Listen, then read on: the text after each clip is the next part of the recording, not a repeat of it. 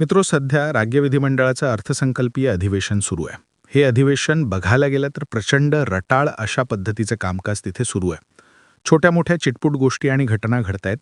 सिलिंडरच्या टंचाईचा आणि गॅस किंवा इंधनाच्या टंचाईचा प्रश्न तिथे उचलून आपण कसे कॅमेऱ्यात दिसू याच्यासाठीची व्यवस्था विरोधकांपैकी काही नेते करतायत.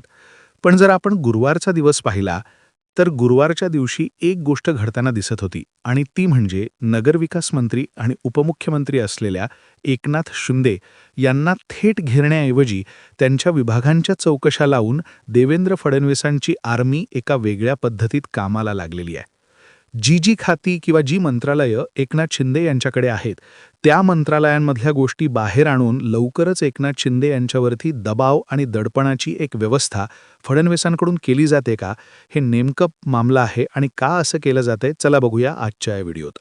सध्या राज्य विधिमंडळाचं अधिवेशन सुरू आहे. या अधिवेशनानंतर राज्य मंत्रिमंडळाचा विस्तार केला जाणार आहे.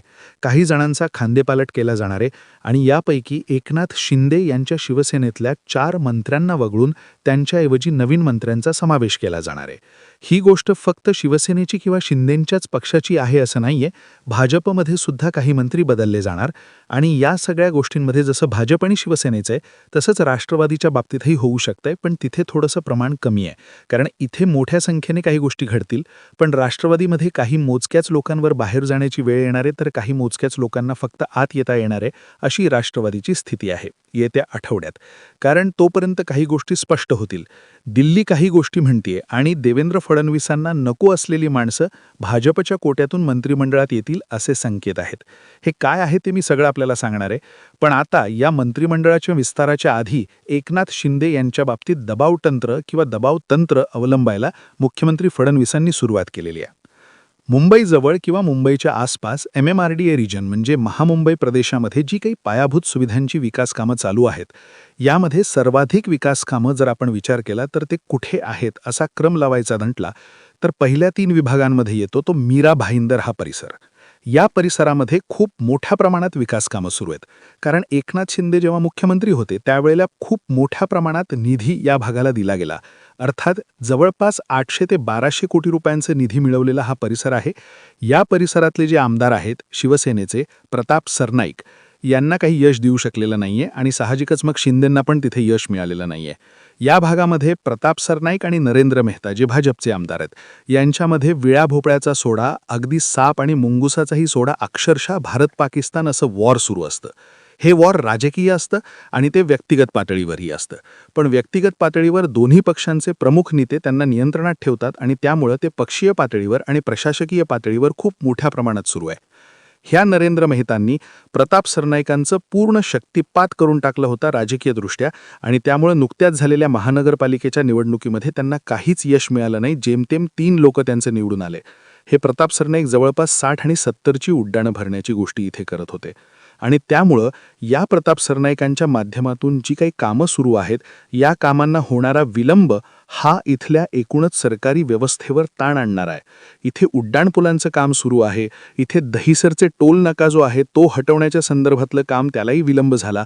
इतकंच नव्हे तर इथे जी काही विकास कामं सुरू आहेत त्या विकास कामांसाठी ज्या विद्युत वाहिन्या आहेत ज्याला आपण हेवी व्होल्टेज पॉवर सप्लाय लाईन्सच्या म्हणतो त्या वाहिन्यांचं जे काही स्थलांतर करण्याची प्रक्रिया आहे ती सुद्धा इथे विलंबाने झाली. आणि त्यामुळे जेव्हा विलंब होतो त्यावेळेला काय होतं, हा जो ठेकेदार असतो किंवा भाड्यात जे काही पैसे दिले जातात सरकारकडून त्यामध्ये खूप मोठ्या प्रमाणात वाढ झाली आणि ही वाढ दिवसागणिक भाडं वाढवून द्यायची की महिन्यागणिक द्यायची याच्याबद्दल सुद्धा MMRDAमध्ये संभ्रम आहे. हे भाडं वाढ करून देणं किंवा याच्यासाठी विलंब होणं यासाठी ठेकेदारांच्या बाबतीत पक्षपात केला जातोय असा आरोप नरेंद्र मेहतांनी केलेला आहे. आता नरेंद्र मेहतांनी आरोप केला. नरेंद्र मेहता हे कोण आहेत हे आपण आधी समजून घेतलं पाहिजे. नरेंद्र मेहता हे या भागातले अत्यंत वादग्रस्त असे नेते आहेत. ते वादग्रस्त बोलतात पण निवडून येतात. ते आपल्याच पक्षातल्या लोकांनाही नडतात. ते प्रताप सरनाईकांनाही नडतात. त्यांनी केलेल्या ज्या काही गोष्टी आहेत त्याच्याबद्दल अनेक मतमतांतरं आहेत, आक्षेप आहेत आणि शंका-कुशंका पण आहेत. पण हे नरेंद्र मेहता 2014 ते 2019 या कालावधीमध्ये देवेंद्र फडणवीसांचे अत्यंत ब्ल्यू आय बॉय होते.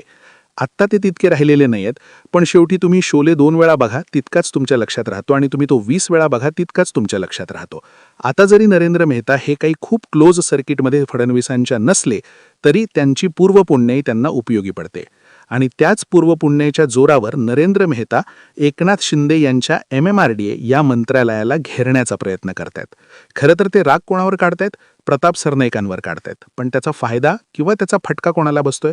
फायदा जरी देवेंद्र फडणवीसांना होत असेल तरी फटका शिंदेंना बसतोय. MMRDA मधले जे काही महत्त्वाचे अधिकारी आहेत, जे आपली पोस्टिंग देवेंद्र फडणवीस यांच्यामुळे टिकवून आहेत किंवा मिळवून आलेले आहेत, हे सगळे अधिकारी शिवसेनेच्या विरोधात जे काही करता येईल ते करतायत. कागदपत्र पुरवतायत, गोष्टी पुरवतायत आणि साहजिकच एकनाथ शिंदे ज्यांचा प्रामुख्याने भर आहे तो MMRDA या विभागावर. या विभागाच्या माध्यमातून शिंदेंवर दबाव आणण्याचा किंवा त्यांच्या बाबतीत दबाव यंत्र आणण्याचा प्रयत्न हा केला जातोय. आता या नगरविकास राज्यमंत्री कोण आहेत? तर त्या आहेत माधुरी मिसाळ. माधुरी मिसाळ या सुद्धा देवेंद्र फडणवीसांच्या गुडबुकमधल्या आहेत. संघाच्या अत्यंत निष्ठावान, भाजपच्या निष्ठावान, अत्यंत फोकस्ड असलेल्या या माधुरी मिसाळ पुण्याच्या आहेत आणि फडणवीस सांगतील तितकंच करायचं, विनाकारण जे काही इतर मंत्री आणि इतर जे काही नेते मंत्रिपदावर बसल्यानंतर जे काही ओरपण करतात ते काही करण्याची इच्छा या माधुरी मिसाळ यांना नाही आहे. पण त्यामुळं त्यांचं प्रत्यक्ष कामाकडेही दुर्लक्ष होतंय किंवा जितकं कामाकडे लक्ष द्यायला हवं तितकं त्या देऊ शकत नाहीयेत. खरं तर त्यांची जी टीम आहे त्यामध्ये काही कार्यक्षम अधिकारी आहेत आणि या कार्यक्षम अधिकाऱ्यांकडून जितकं महत्त्वाचं काम किंवा गोष्टी समजावून घेता येतील, पुढे जाता येतील, तितकं करण्याचा प्रयत्न हा माधुरी मिसाळ यांनी करायला हवा होता असं फडणवीसांना वाटतं. पण त्या काही तितकं करू शकलेल्या नाहीत. त्या लेट इट गो आणि कॅज्युअल मूडमध्ये असतात. पण याच माधुरी मिसाळ यांनी या MMRDAच्या संदर्भातला प्रश्न विधानमंडळामध्ये आल्यानंतर किंवा विधानसभेत आल्यानंतर या संपूर्ण सगळ्या विलंबाची, इथल्या भाडे दिलेल्या रकमेची किंवा हे ठेकेदार कोण आहेत या संदर्भामध्ये अत्यंत सखोल आणि चौकशी केली जाण्याचं आश्वासन दिलेलं आहे. बरं, हे सगळं आश्वासन देताना ही चौकशी कालबद्ध स्वरूपात पूर्ण केली जाईल असं सांगायलाही माधुरी मिसाळ चुकलेल्या नाहीयेत. आता बघा रेफरन्स टू काय आहे. नरेंद्र मेहता सुद्धा फडणवीसांचे, माधुरी मिसाळ सुद्धा फडणवीसांचे, ठेकेदार मात्र सरनाईकांचे आणि शिवसेनेचे. आता आपण जाऊया दुसऱ्या ठिकाणी. नवी मुंबईमध्ये तिथलं जे नवी मुंबई विमानतळ आहे ते सिडकोने विकसित करायला घेतलं आणि अदाळींच्या माध्यमातून सिडकोने त्यातलं बहुतांश काम केलं. हे सगळ्या गोष्टी घडल्या. इथे जमिनीचं समांतरीकरण आणि उत्खनन ह्या दोन गोष्टींसाठी भारतीय इन्फ्रास्ट्रक्चर या कंपनीला काम देण्यात आलं होतं. आता या भारतीय इन्फ्रास्ट्रक्चर कंपनीने 497.90 इतके कोटी रुपयांचं जे काही फटका आहे तो सरकारला दिला, इतके पैसे बुडवले असा आरोप कोणी केलाय? अनिल परब यांनी केलाय. विधान परिषदेत दिवस एकच, कालचाच, गुरुवारचा, विधानसभेमध्ये नरेंद्र मेहतांनी कल्ला केला, वरती विधान परिषदेमध्ये अनिल परबांनी कल्ला केला. अनिल परब हे जरी उद्धव ठाकरेंचे निष्ठावान असले, ते उद्धव ठाकरेंचे राजकीय चाणक्यांपैकी एक असले, तरी देवेंद्र फडणवीसांच्या बरोबरचा त्यांचा दोस्ताना हा जरी छुपा असला तरी तो अनेक राजकीय पत्रकारांना, अनेक समीक्षकांना माहिती आहे. आणि विशेषतः रामदास कदम यांच्याबरोबर असलेली त्यांची जी धुमचक्री अनिल परब यांची, त्यावेळेला अनिल परब यांच्याकडे अत्यंत महत्त्वाची कागदपत्र, पुरावे, गोष्टी किंवा तपशील हा मंत्रालयातल्या अत्यंत उच्चपदस्थीय सूत्रांकडून आल्याची माझी माहिती आहे. आता ज्या दिवशी नरेंद्र मेहता शिंदेंना घेरतात किंवा शिंदेंच्या मंत्रालयाला घेरतात त्याच वेळेला अनिल परब यांनी विधान परिषदेमध्ये जे तांडव केलं त्यामध्ये त्यांनी महाराष्ट्रातला भ्रष्टाचार काढला. त्यांनी सिडकोतल्या भ्रष्टाचाराची जंत्री वाचली. त्यांनी या नगरविकास मंत्रालयातली जंत्री वाचली.